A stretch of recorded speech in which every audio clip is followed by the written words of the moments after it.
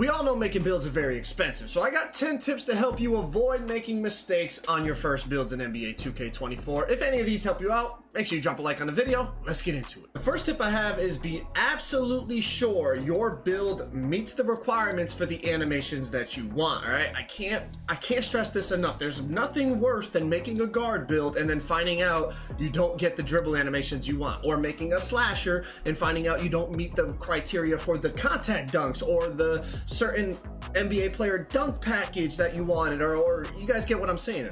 Make sure you check out those animation requirements. Now, they're going to be posted online eventually, but let's say you get the game immediately when it first comes out. You can create a 60 overall player, go into the game and actually search through the animation store and find out, okay, I want to make a slasher. I need at least a 92 driving dunk and an 85 vertical, or whatever the animation thresholds are. You can go in and find out exactly what it is. Same thing with the guard. You could go in and find out what dribble style, what behind the back, what crossover you think you're going to want to use, and make sure you meet the ball handle and the speed with ball requirements to get the animations you want. Otherwise, you're going to put all this VC into a build and then not even be able to use the animations that you want. You're going to end up having to remake the build. Now you've paid twice the amount of money for one build.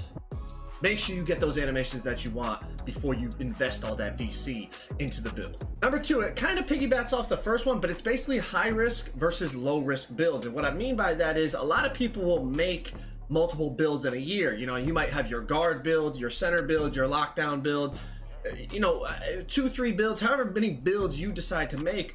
Let's say you plan on making 2 builds, a guard build and a center build. I recommend you start with the center build to start the game because it is a low risk build. And what I mean by that is a center build is a lot easier to create and not mess up is what I mean. So a center build, you don't essentially have to worry about dribble animations. You don't have to worry about as many shooting and dunking animations in terms of what your build is able to unlock, right? On a center, the big thing you want to have is the correct attribute spread. You know, it might end up being a mistake in terms of, like, let's say you went Hall of Fame rebound chaser and it turns out, well, gold is basically just the same as Hall of Fame. You know, we find out little things like that throughout the year, but your build is still viable. But if you make your guard build and it turns out, well, you went 90 ball handle, but all the best animations that people find are at 95 ball handle, well, now your guard build is basically trash and you got to remake it. You won't have that on a low risk build like a center or a low risk build like a lockdown, where animation thresholds are not that big of a deal. All you got to do is make sure you have the right attribute spread, get the badges that you want, and your build will be set for the year. Obviously, we will find out little nuances on lockdowns and center builds throughout the year, but again, your build will still be playable. It won't be like your lockdown build is completely trash. It might be a little outdated, you know, 6 months into the game, but you can still get the job done. The problem with the guard builds, they're high risk builds, right? We don't know the best dribble animations when the game first comes out. You can look at the requirements all you want, but we don't know what works and what doesn't. We don't know if gold speed booster is trash and you need Hall of Fame, or we don't know if gold speed booster is the same as Hall of Fame, you know? So those things in terms of guard builds are literally make or break for the build. But in terms of a center build or a lockdown build, those builds are a lot more low risk builds.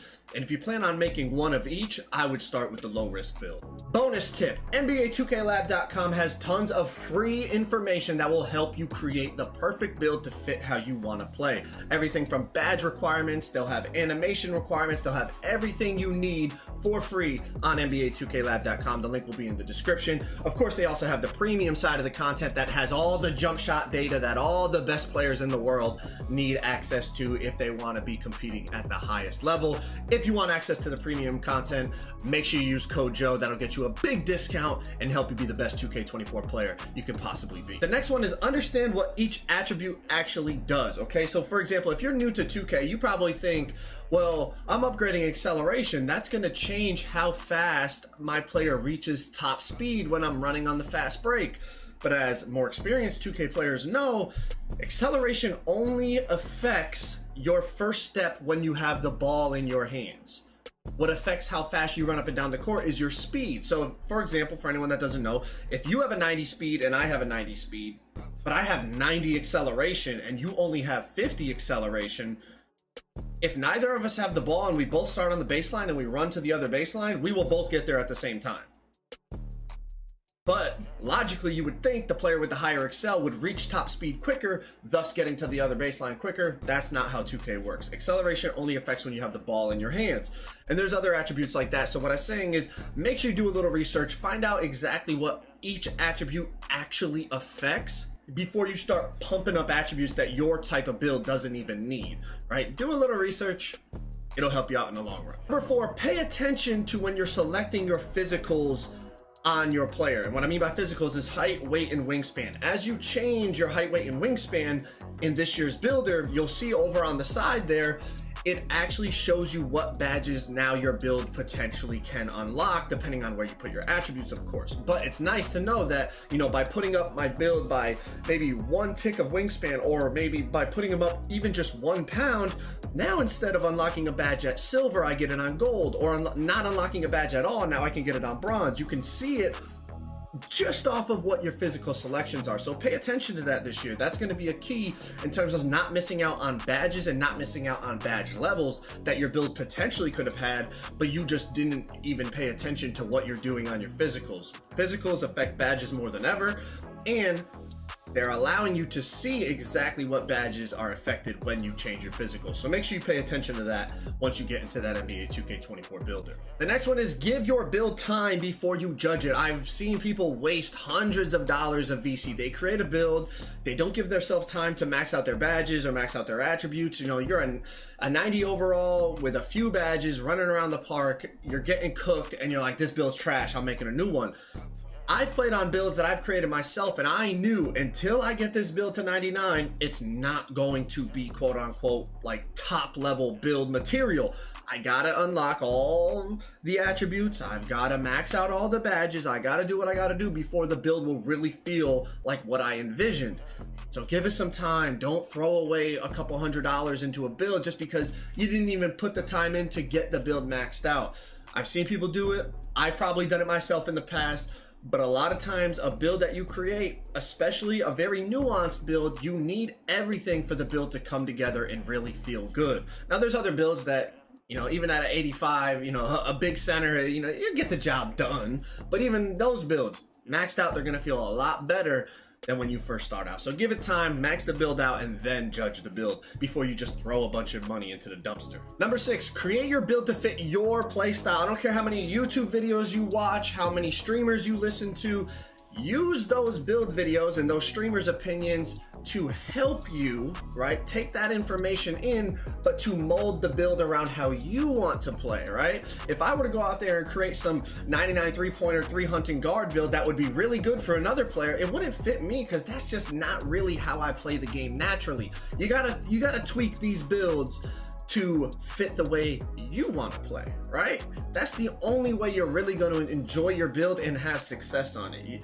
Taking somebody else's best build is not going to be your best build. You need to take all that information from all the build videos and all the, like I said, streamers' opinions, take all that information into your head to help you mold the perfect build to fit your play style.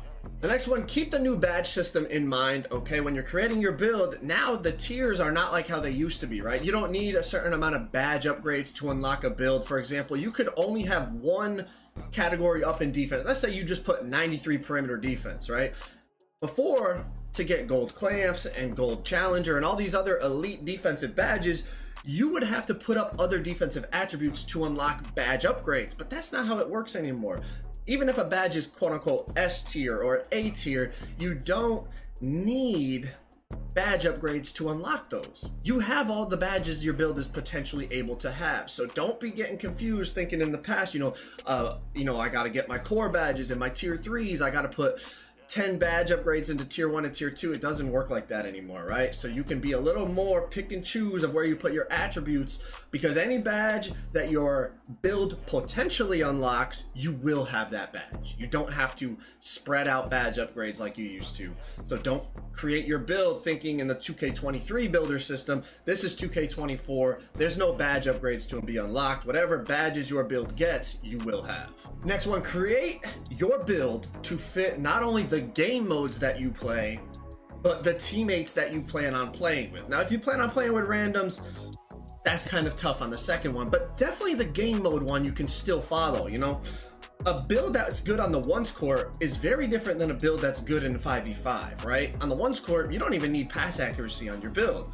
You know, that's just one example. Also, you know, if you plan on playing 2s or 3s or, you know, rec versus comp pro, you know, create your build specific for the game mode you plan to use it in. Obviously, some people play multiple game modes, so you can kind of balance it across the few, but you get what I'm saying. You gotta base it off of what you plan on playing, and also in terms of who you plan on playing with. So for example, myself, I might make my first guard build with just no defense. I might just go all offense, but I can get away with that because my teammates I play with, they prefer to make defensive builds, right? I'm gonna have a lockdown with me. I'm gonna have like a tall, defensive-minded popping center with me. So I can get away with that because they can cover for my weaknesses. But if my teammates were all making all offense, no defense builds, I might need to be the one to say, okay, I'll create the defensive build. I'll be the guy to get the stops, to get the rebounds, all that. So you got to work your builds around not only who you play with, but the game mode that you plan on playing. Number 9, take your time in the builder. The builder is very different, very complicated, very more limited in terms of what attributes you can get on your builds. It's going to take some time to adjust to. Do not rush into making a build, put, you know, $100, $200 into a build, and then end up hating it because you rushed and you spent 10 minutes in the builder. Take your time in that builder. Really try to figure it out. Watch videos. If you don't understand how something works, get people's opinions before you invest hundreds of dollars into a build that you're gonna hate, and then you're gonna end up having to reinvest more money. You know, unless you, hey, if you got it like that, you got it like that. But I know a lot of people, you know what I mean? They're not trying to throw away $100 on a, $100 on a build they don't even like. So take your time in that builder. Really figure out what you're trying to create.